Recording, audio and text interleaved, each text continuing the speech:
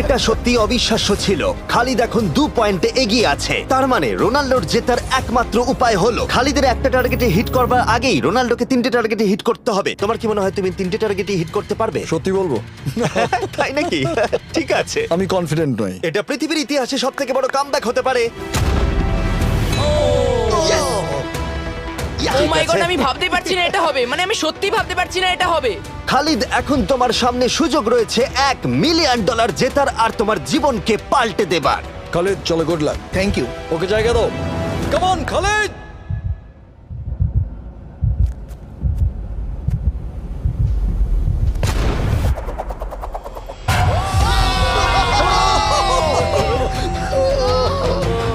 আমি তোমার জন্য গর্বিত এই যে, বন্ধু। এই নাও $1 মিলিয়ন।